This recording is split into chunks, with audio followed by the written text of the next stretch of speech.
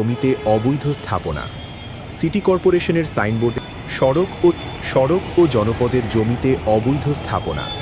City কর্পোরেশনের সাইনবোর্ডের আড়ালে চাঁদাবাজির অভিযোগ। Staff reporter, Nowshin channel. Narayanganj ডিভিশনের আওতাধীন সিমরাইল চিটাগাং রোড এলাকায় সড়ক ও জনপদের সহজের জমিতে দীর্ঘদিন ধরে অবৈধ স্থাপনা গড়ে তোলার অভিযোগ উঠেছে।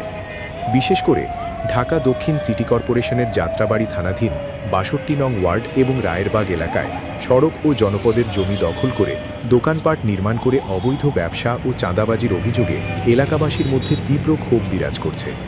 অভিযোগ রয়েছে, সড়ক ও জনপদের মূল রাস্তার ওপর এবং রাস্তার পাশে ঢাকা দক্ষিণ সিটি কর্পোরেশনের সাইনবোর্ড ব্যবহার করে কিছু অসাধু ব্যক্তি অবৈধভাবে দোকান বসিয়ে নিয়মিত চাঁদা আদায় করছে। এতে একদিকে যেমন সরকারি জমি দখল হচ্ছে, অন্যদিকে যান চলাচলে চরম ভোগান্তির সৃষ্টি হচ্ছে।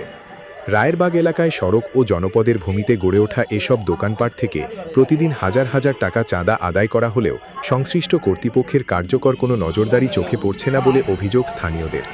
নাম প্রকাশ না করার শর্তে কয়েকজন ব্যবসায়ী জানান, চাঁদা না দিলে দোকান বসাতে দেওয়া হয় না এবং বিভিন্নভাবে হুমকি দেওয়া হয়।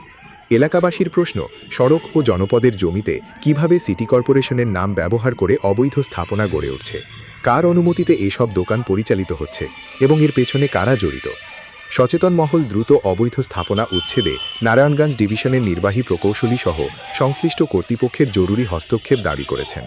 তাদের মতে, অবিলম্বে অভিযান পরিচালনা করে অবৈধ দোকান উচ্ছেদ এবং চাঁদাবাজির সঙ্গে জড়িতদের আইনের আওতায় না আনলে পরিস্থিতি আরও ভয়াবহ আকার ধারণ করবে।